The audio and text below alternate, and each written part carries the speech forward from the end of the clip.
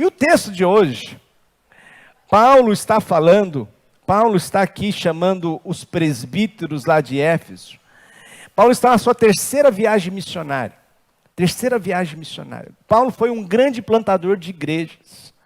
Paulo, ele era um fariseu que se converteu indo perseguir os cristãos. Ele odiava a igreja cristã. Ele perseguia os cristãos. E na sua viagem, que ele estava com cartas para prender o povo de Deus, ele estava com carta do Sinédrio para prender. Se tivesse alguém do caminho, um que dizia que era seguidor de Jesus, ele ia prender. E quando ele estava viajando para Damasco, Paulo caiu do cavalo. Né? Paulo caiu do cavalo, porque uma luz, não foi uma luz qualquer, foi a luz de Cristo, o Senhor Jesus apareceu para Paulo. E aquele que era perseguidor da igreja, se converteu em um grande cristão, não só qualquer um, o apóstolo, plantador de igrejas. Porque é assim que Jesus faz. Tem gente difícil na sua família, que ainda não aceitou Jesus. Tem gente que persegue a igreja, te persegue como crente, na sua casa, na sua vizinhança, que fala mal do caminho, que fala mal das igrejas. Ei, é esse aí que Jesus gosta de pegar. É esse aí que Jesus pega e transforma. Porque não tem coração tão duro que Jesus não possa quebrar. Não tem vida tão torta que Jesus não possa endireitar. Então Paulo entra em Damasco. Ele fica cego 3 dias.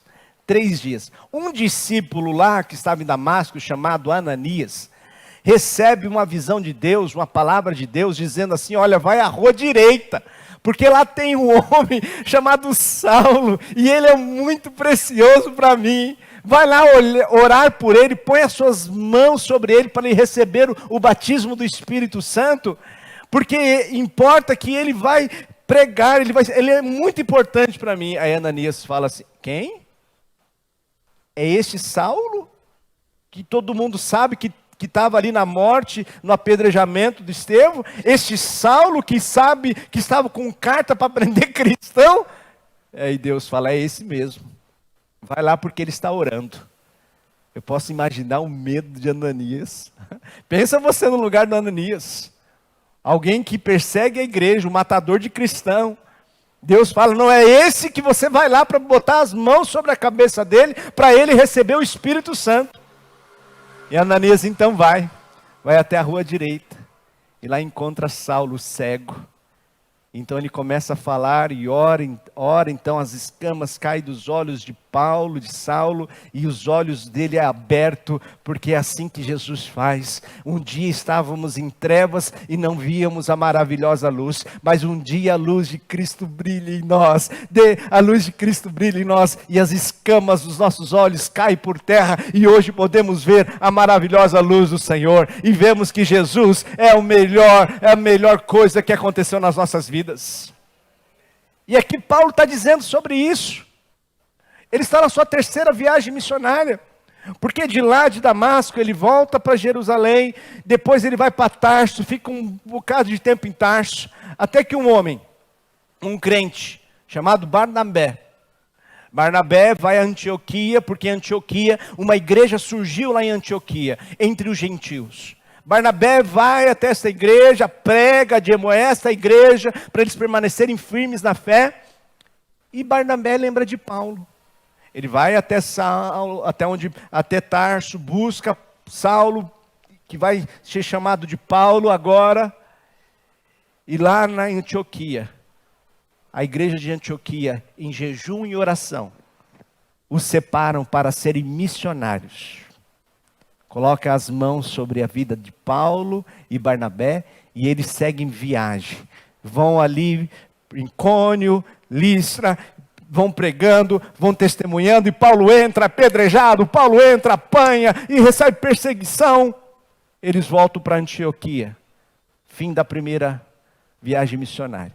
Na segunda viagem missionária, Paulo e Barnabé discutem. Porque havia um discípulo que, no meio do furacão, ele deu uma recuada.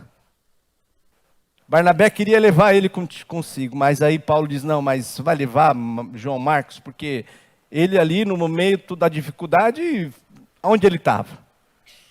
Paulo talvez ali foi um pouco duro. No final do seu ministério, ele parece que reconhece isso. Então se divide. Barnabé vai para um lado com João Marcos e Paulo pega Silas. Inicia-se então a segunda viagem missionária.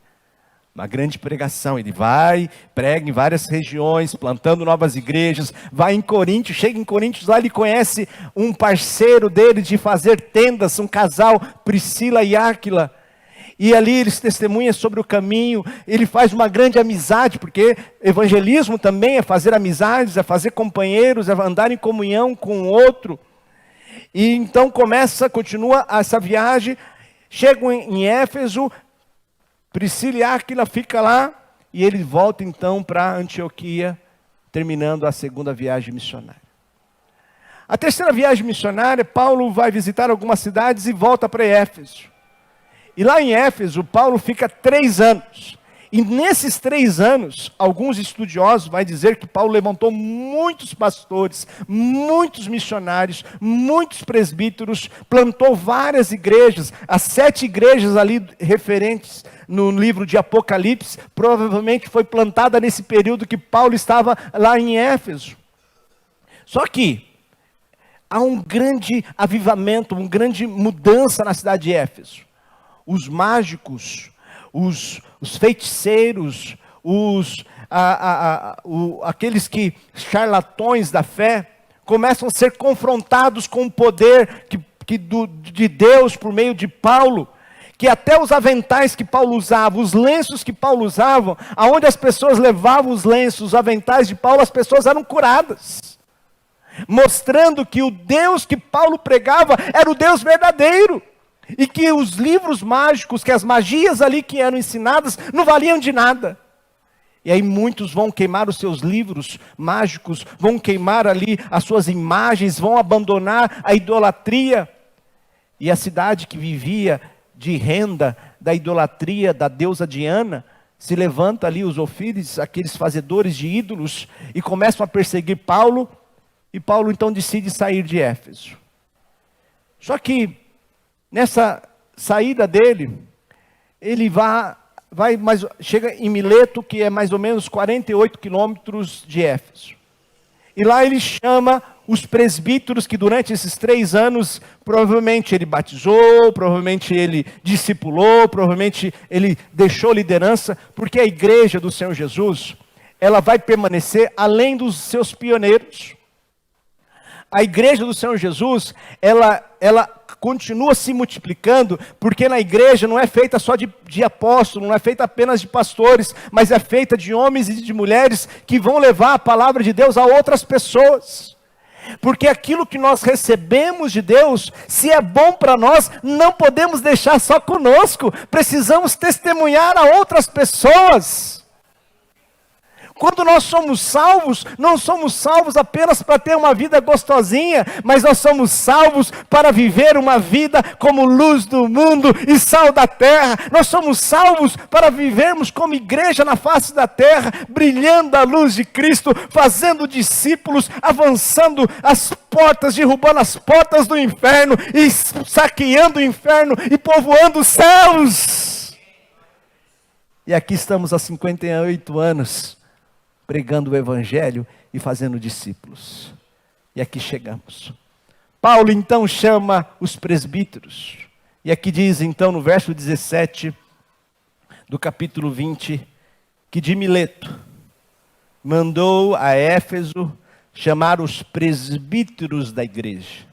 Esta palavra presbíteros no grego significa ancião. Uma pessoa de uma certa idade. Uma pessoa madura na fé. E olha como que está esta palavra. Ela está no singular ou no plural? Deixa eu recordar para vocês qual a diferença entre o singular e o plural. O singular é algo único. E o plural é mais de um. E geralmente no plural nós terminamos com a letra S. Essa palavra presbítero está no plural ou no singular? Deixa o texto, por favor. Está no? Então Paulo chamou os presbíteros, os anciãos, porque era mais de um. Era mais de um. Então o termo ancião, ele também é sinônimo de bispo ou pastor. Olha só o que diz o Atos 20, 28. Porque o Novo Testamento usa tanto o bispo, o ancião, o presbítero de forma permutável. Olha só esse versículo. Atendei por vós e por todo o rebanho sobre o qual o Espírito vos constituiu para... Quem pastoreia é pastor. Então, a mesma pessoa que ele está falando, que ele chamou no verso 17 de presbítero, de ancião, ele está chamando aqui de bispo, e está também dizendo que este é uma figura de um pastor. Nós batistas, nós preferimos utilizar o termo pastor.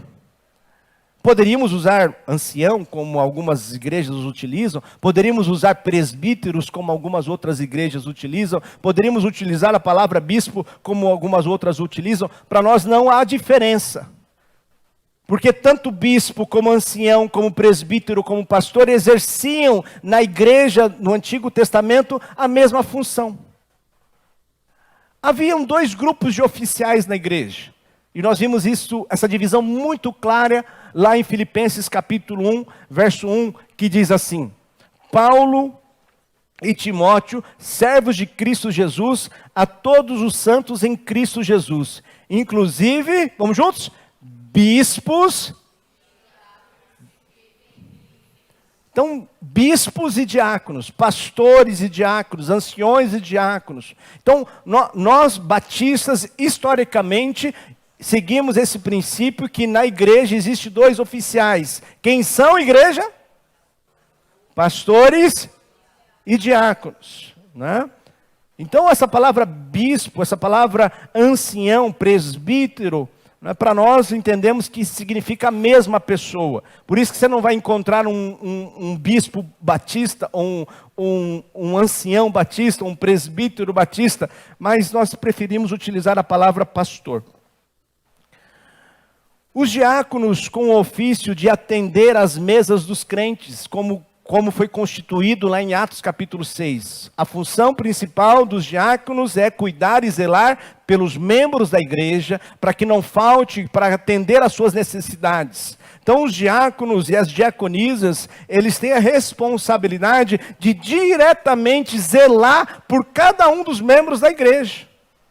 Já os pastores também fazem isso, contudo, com um propósito também, não só de zelar, mas também de preservar o rebanho dos lobos. Olha o que diz o verso 29, do capítulo que nós estamos lendo, Atos 20. Eu sei que depois da minha partida entre vós, penetrarão lobos vorazes, que não pouparão o rebanho. Portanto, vigiai, lembrando-vos de que por 3 anos, noite e dia, não cessei de admoestar com lágrimas a cada um. Então, nós falamos sobre isso no domingo passado, que uma das funções do pastor é admoestar. E admoestar aqui é exortar, que é pregar, que é consolar, que é confortar, que deste púlpito, domingo após domingo, semana após semana, você possa vir aqui e ser admoestado. Às vezes você vai ouvir coisas que você não vai gostar, mas saiba que são coisas que muitas vezes, se vem da palavra de Deus, é algo que você precisa, amém? Para que você possa amadurecer, para que você possa crescer na fé, possa se tornar um crente maduro, um homem, uma mulher de Deus.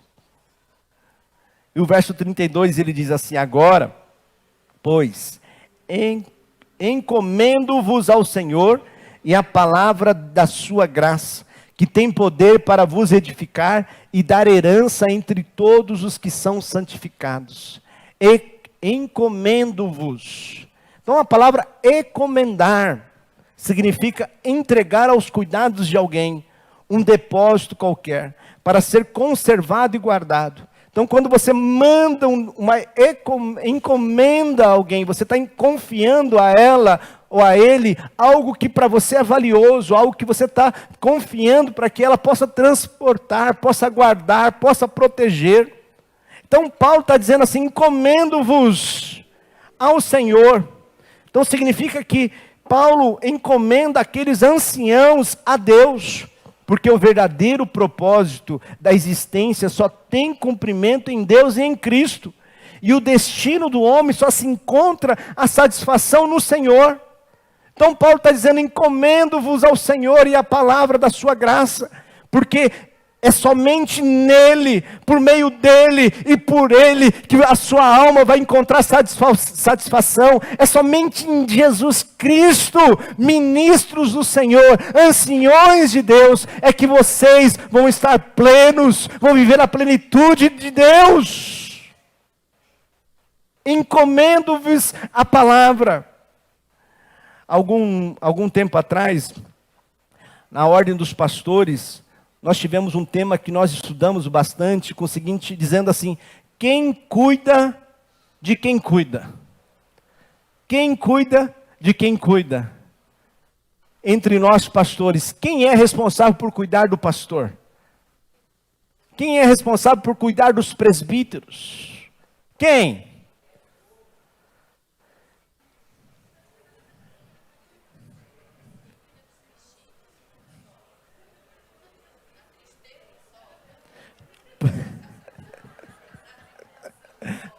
Por melhor que a igreja possa cuidar de seu pastor, e eu sou grato a esta igreja, sou muito grato a esta igreja.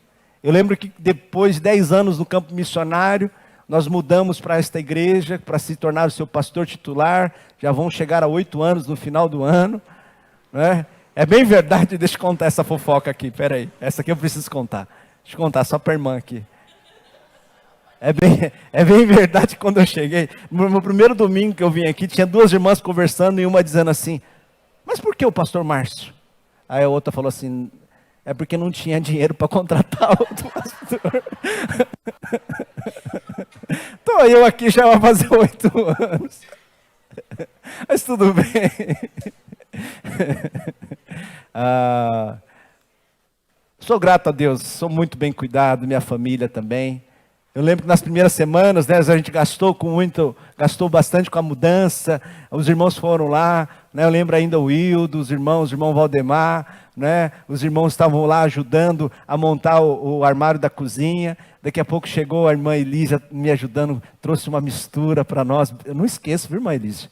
Somos muito gratos cuidar de vocês até hoje. Tem o irmão Daniel que sempre me traz lá da fazenda dele, lá do sítio, da chacrinha dele lá, né, as bananinhas. Então, eu quero agradecer o cuidado de vocês, o cuidado, né? O cuidado. Eu me sinto amado e eu quero dizer que eu amo vocês. Por mais que a igreja cuide do seu obreiro, do seu pastor, né, nós temos que lembrar que quem cuida acima de tudo é o Senhor. Acima de qualquer instituição, nós temos um Deus que nos guarda. Só que não só os obreiros, não só os presbíteros. Diz o verso 32, olha só o que diz o verso 32. A todos os que são santificados. Então todos aqueles que fazem parte da igreja, aqueles que estão nesse processo de santificação, que são separados para esta obra, todos aqueles que estão no ministério, servindo, ou no ministério, no presbiterado, aqui pregando, ou no ministério ali diaconal, ou servindo em algum outro ministério, são por Deus guardados. Escute bem o que eu vou dizer aqui. Se teu pastor não te aconselha, se seu diácono não te visita, se sua igreja não tem te ajudado, por mais que esta igreja trabalhe, por mais que nós aqui trabalhamos com muito suor e lágrimas, pode ser que você ainda assim não se sinta acolhido e cuidado por esta igreja, mas não deixe esse sentimento te afastar da palavra e da graça do Senhor, porque quando você se aproxima da palavra e é mergulhado na graça do Senhor, você encontra satisfação, você encontra plenitude. Se hoje você não está se sentindo amado e cuidado, provavelmente podemos estar falhando no seu cuidado. Mas lembre-se que existe um Deus que não te abandona, um Deus que te conhece, um Deus que sabe o seu nome, o seu endereço, sabe o seu RG, sabe aonde está doendo, e Ele não te abandonou. Esse pastor aqui pode falhar, os seus diáconos podem falhar, mas o Senhor desta igreja não te abandonou, Ele não esqueceu de você. Como John Bunyan disse, quando você se aproxima da palavra de Deus, o seu pecado se afasta de você. Mas quando você se aproxima do seu pecado, a palavra de Deus se afasta de você.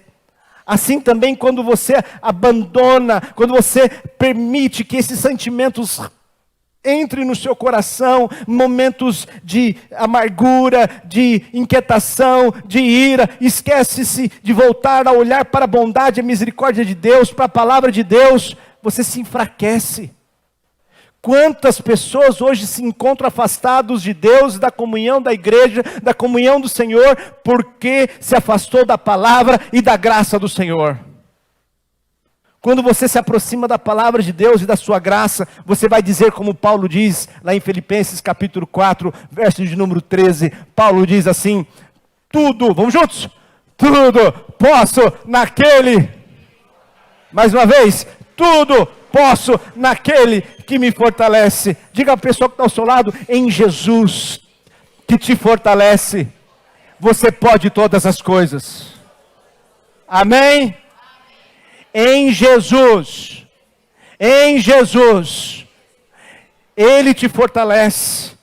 E diz o verso 12, Filipenses 4:12, ele diz assim, o que você pode? Tanto sei estar humilhado, como também ser honrado, em todas as circunstâncias, já tenho experiência, tanto na fartura como na fome, assim na abundância como na escassez, em todo momento da vida, porque se você está em Cristo, se você está em Jesus, você é suprido em todo momento.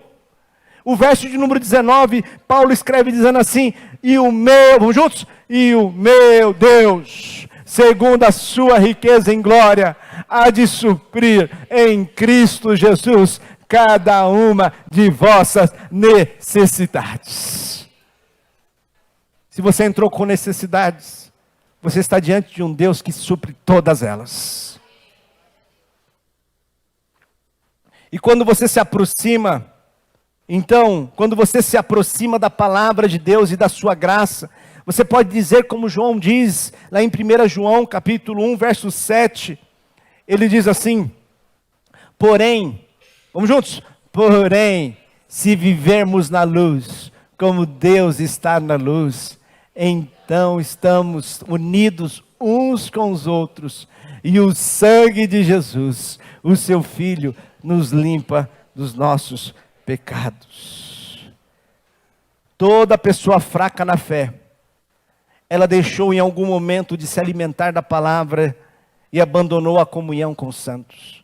Alguém pode até dizer que para ser salvo você não precisa fazer parte de uma igreja, mas todo aquele que é salvo, com certeza faz parte de uma igreja, pois é por meio dela que você cresce, é por meio da igreja que você desenvolve os seus dons, é por meio da igreja que você é admoestado, exortado a viver em santidade, é por meio da igreja que você desenvolve, faz evangelização, faz discípulos, é por meio da igreja que você vive para louvor da glória de Deus. Alguém pode até dizer que para ser salvo, você pode ser salvo sem fazer parte de uma igreja, mas se você é salvo, com certeza você faz parte de uma igreja. Porque quem é salvo quer estar unido no corpo de Cristo. Quem é salvo ama aquilo que Jesus amou e morreu por ela. Porque Jesus morreu pela igreja. E por ela, o seu sangue o santifica, o purifica para preparar uma igreja sem mácula, uma igreja sem ruga, uma igreja limpa, santa, uma noiva ataviada para o seu noivo, porque um dia o noivo virá, Maranata, ora vem Senhor Jesus.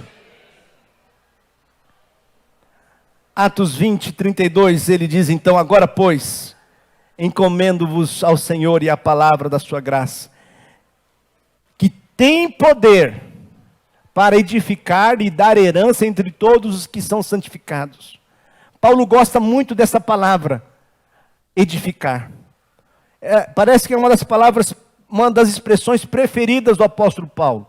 Você vai encontrar em várias cartas Paulo falando sobre isso. Lá em Efésios capítulo 2, verso 20, por exemplo, ele diz assim: edificados sobre o fundamento dos apóstolos e profetas, sendo ele mesmo Cristo Jesus a pedra angular, no qual todo edifício bem ajustado cresce para santuário dedicado ao Senhor. Verso 22, vamos juntos? No qual também vós...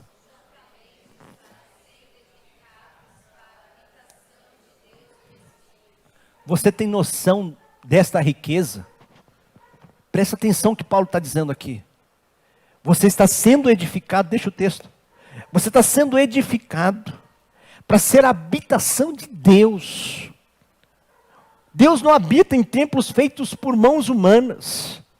Mas Ele mesmo com o seu sangue, o sangue de Cristo lá na cruz, vertido lá na cruz, Ele limpa você dos seus pecados, Ele muda a sua mente pecadora, poluída, Ele te dá uma nova mente, Ele te dá uma nova vida, Ele te faz uma pedra, um templo vivo para um Deus vivo, e isso é precioso. Quem é de Cristo, quem é de Deus, sabe que esta é a maior riqueza que nós temos na face da terra.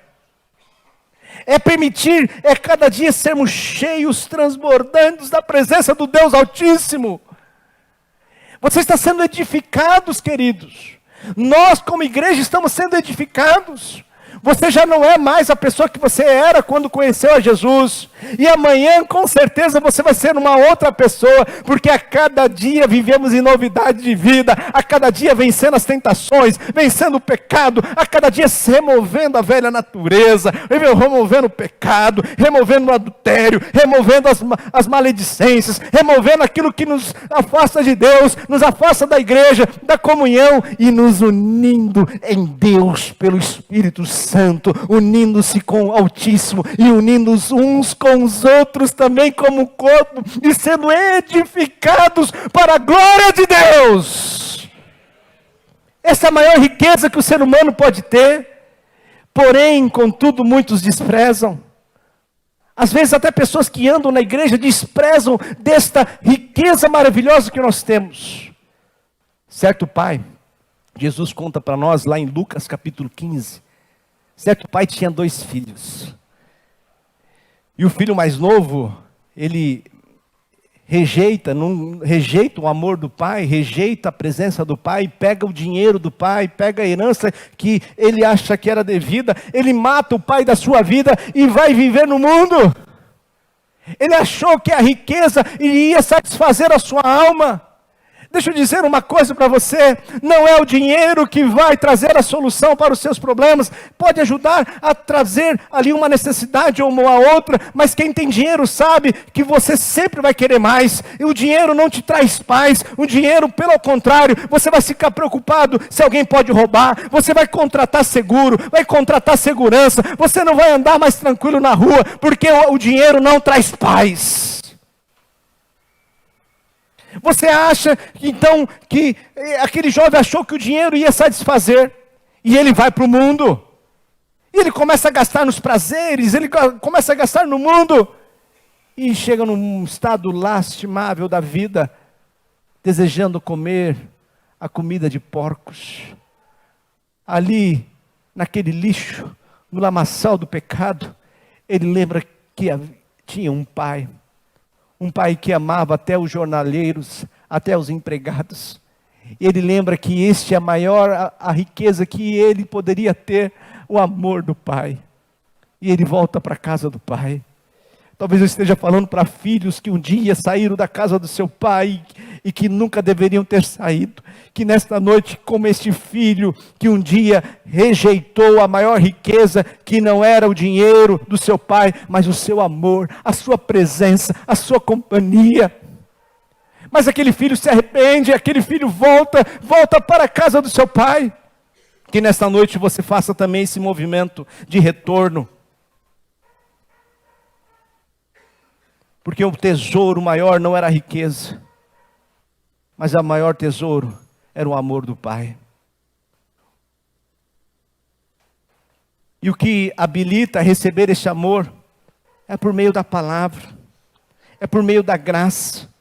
E esta palavra que Paulo pregava com o intuito de levar a todos ao arrependimento e à fé, como ele diz aqui no verso 20 e 21 do capítulo 20, jamais deixando de vos anunciar coisa alguma proveitosa, de ensiná-la publicamente, de casa em casa, testificando tanto, olha o verso 21, no Atos 20 e 21, testificando tanto a judeus como gregos, Atos 20 e 21, testificando tanto a judeus como a gregos, o quê?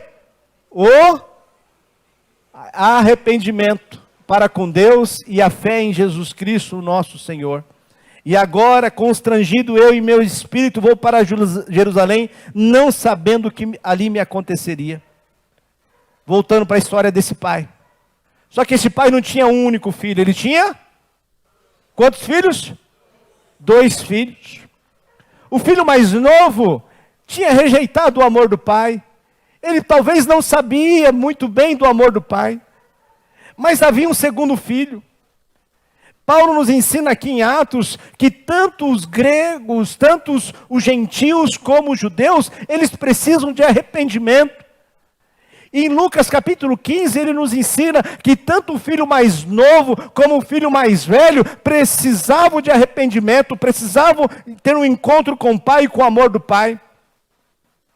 Porque não sei se você lembra do final da história de Lucas capítulo 15, aquele filho ficou sem entrar na festa, porque não sabia o pai que tinha. Porque tanto judeus como gregos precisam se arrepender.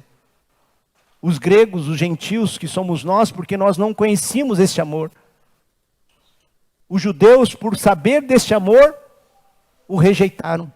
Precisam se arrepender, porque senão vão permanecer fora da festa também.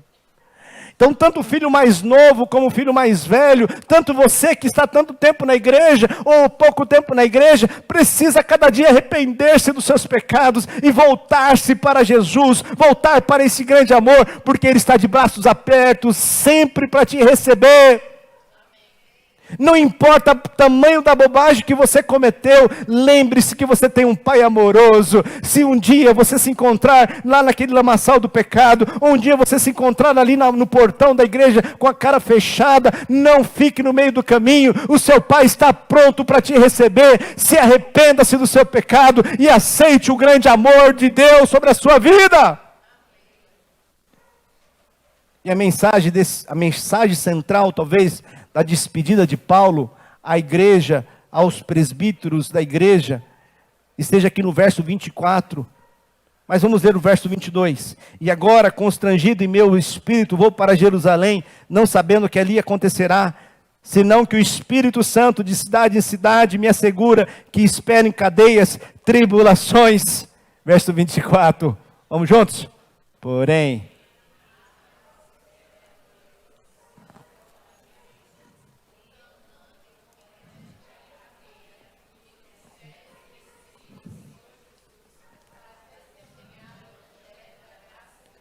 talvez o tema central o versículo central desse perícope, desse trecho, esteja aí nesse versículo. Em nada considero a vida preciosa para mim mesmo. Em nada. O mundo, o diabo e a sua carne vão dizer para você ser mais, se amar mais. E que esta história de Deus colocar limites, leis, é apenas para você não ser como Ele. O mundo está dizendo assim, não, você tem que se amar mais, se ame mais, ame você mais. O mundo está dizendo isto. Seu corpo, suas. Faça o que você quiser no seu corpo. Coloque, fure o quanto você quiser furar, pinte o quanto você quiser pintar, use quantas substâncias quiser usar, faça aquilo e abuse do seu corpo, porque é seu corpo, suas. E assim diz o mundo. Assim diz o mundo. Assim foi o diabo com a Eva, assim a carne militando cada dia contra o espírito. Eva deu ouvidos ao diabo. E muitos têm feito o mesmo, dizendo que o importante é ser feliz. Mas o final da história, a gente sabe que o gozo se torna em dor, a festa se torna em pranto. E toda vez que você procura ser feliz, gozar, mesmo que ofenda a moralidade, a santidade de Deus, da igreja e de sua família, isso traz consequências. Em Provérbios capítulo 14, verso 12, diz assim: há caminhos, vamos juntos? Há caminho que parece reto ao homem, mas o final conduz à morte. Romanos 6, 23, Paulo diz: porque o salário do pecado é a morte, mas o dom gratuito de Deus é a vida eterna em Cristo Jesus, nosso Senhor. Alguns já sentem os sintomas, as sequelas de uma vida em pecado, vivem em tormentos e faz a vida de muitos outros uma grande tormenta também. Paulo tinha levantado presbíteros, ministros que trabalhariam na igreja, pois ele não voltaria mais para lá. Era a última vez que aqueles presbíteros, aqueles homens viriam o rosto de Paulo. Então Paulo está dizendo aqui o segredo do sucesso do seu ministério. O segredo do sucesso do ministério de Paulo não foi que ele era um fariseu, um pós-doutorado, um homem cheio de dons e talentos, mas porque entregou a sua vida em dedicação exclusiva a Deus. Ele entendeu que a sua vida não era mais preciosa do que cumprir com o ministério que ele tinha recebido do Senhor. E é evidente quando alguns surgem na igreja, querendo aparecer e mostrar que sua vida tem algum valor, eles não estão dispostos a servir. E o quando fazem por algum benefício. E isso distingue um discípulo de Jesus e a multidão. Nós vemos então o quanto nós temos lutado, porque Lucas capítulo 9, 23, Jesus diz assim, vamos juntos? Dizia a todos: se alguém quer vir após mim, a si mesmo se negue, dia a dia, tome a sua cruz e siga-me. Ser crente não é apenas viver por seus prazeres pecaminosos. Não é apenas usar essa plataforma para dizer o quanto você é bonitinho, quanto você é bonitinha.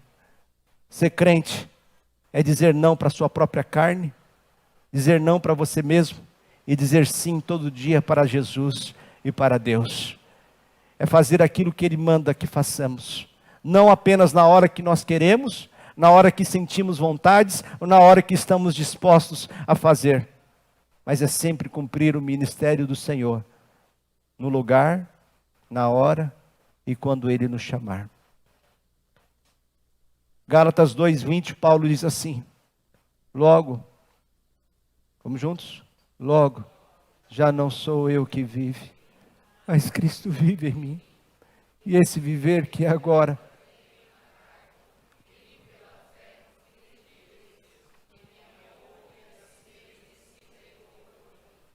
eu estou indo embora, disse Paulo. Eu estou indo embora. Mas existe um trabalho que é bem-aventurado. Ele vai dizer aqui, o verso 35, ele diz que é mais bem-aventurado é dar do que receber. Esse trabalho é bem-aventurado. Vocês que estão ficando na igreja, ei, eu não estou indo, eu não sei o que vai acontecer comigo, que me espera prisões, perseguição, mas vocês vão ficar, vão continuar. Eu estou indo embora, mas existe um trabalho que é bem-aventurado. Não é bem-aventurado aos olhos do mundo, não é bem-aventurado segundo a vontade da carne ou do diabo, pois exige renúncia, exige entrega, exige doação. E no dia 22, vamos completar 58 anos. 58 anos aqui como igreja. Lobos já tentaram e conseguiram levar alguns homens e mulheres. Adúlteros já passaram por aqui, arruinaram famílias. Fofoqueiros, maledicentes, feriram a muitos. mas estamos de pé. Porque as portas do inferno não prevalecem contra a igreja.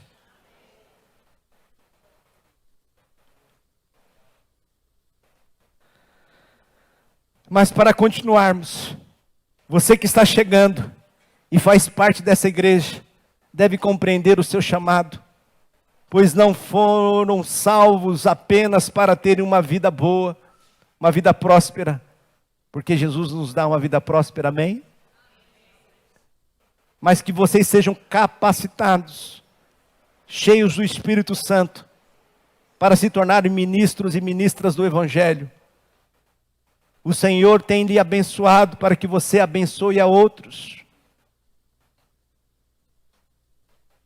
Essa não é uma palavra ao presbítero, mas aos presbíteros. E que não é apenas um cargo na igreja, mas uma função que todo crente maduro deve exercer. Seja homem ou mulher. Eu tenho dito da dinâmica da vida cristã, desde que eu cheguei. Que nós recebemos de Deus a vida eterna, nós recebemos de Deus a sua bondade, a sua misericórdia que se renova dia após dia sobre a nossa vida. Posso ouvir amém? A cada dia recebemos de Deus, e a cada dia precisamos nos alegrar nele, a cada dia precisamos nos alegrar no Senhor, porque a alegria do Senhor é a nossa força. A alegria formoseia o rosto, a alegria é um bom remédio ao coração, amém? Então nós recebemos de Deus dia após dia, e recebendo essas gotas de bênção, essas gotas celestiais, reconhecendo, nós nos alegramos. Nesta noite você tem motivos de alegria? Então nós nos alegramos, mas nós não paramos aqui nesta alegria, nós repartimos, nós distribuímos, nós doamos, nós abençoamos, nós usamos as nossas mãos para abençoar. Nós não retemos a bênção de Deus sobre as nossas vidas, porque nós não somos egoístas, não vivemos apenas para nós mesmos, nós entendemos a nossa missão aqui na terra. E para vivermos essa missão aqui na terra, precisamos entender que a nossa vida não é mais preciosa do que o ministério que foi confiado a nós, porque um dia tudo isso vai passar, esse dinheiro que você está juntando não vai ficar, você não vai levar para o céu. Dizem que não, o caixão não tem gaveta, não adianta. Não tem gaveta. E se tivesse, pode ter certeza que os seus filhos iam brigar por causa desse dinheiro, por causa dessa herança, mas você não vai levar. Então a riqueza que você tem não é apenas financeira, não é apenas aquilo que você pode ajuntar, mas a riqueza é que a cada dia você, que era um pecador, que não era ninguém, se tornou alguém para Deus, limpado e salvo pelo sangue do Cordeiro e transformado, e a cada dia está sendo edificado para estar cheio do Espírito Santo, que nesta noite o Espírito Santo te transborde e que você reconheça essa riqueza. A salvação, porque você vai viver eternamente. Então cada dia receba de Deus, se alegre nele e distribua, compartilhe, fale de Jesus, fale das boas novas. Ai, pastor, a vida está difícil. Sim, está difícil. E quem disse que seria fácil? Mas Jesus está com você, Deus está com você. E Ele nunca vai te deixar, nunca vai te abandonar. Então, compartilhe dessa bênção na vida das pessoas. Vamos ficar em pé. E eu quero perguntar para você nesta noite. Já são 58 anos aqui como igreja. Se depender de você, a primeira igreja batista em Cidade Júlia recua ou avança o reino de Deus? Avança. Vou perguntar de novo, porque eu acho que alguém não entendeu aqui ainda. São 58 anos da primeira igreja batista em Cidade Júlia. Se depender de você, a primeira igreja batista em Cidade Júlia, ela avança ou recua? Avança. Então, faça assim com as suas mãos. Eu recebo a cada dia de Deus. Diga assim, eu recebo a cada dia de Deus. Cada dia a de unção, Deus, a unção, o Espírito Santo, o Espírito Santo, para que através dessas mãos para que através de vós eu possa abençoar eu possa a abençoar muitas outras pessoas. muitas outras pessoas.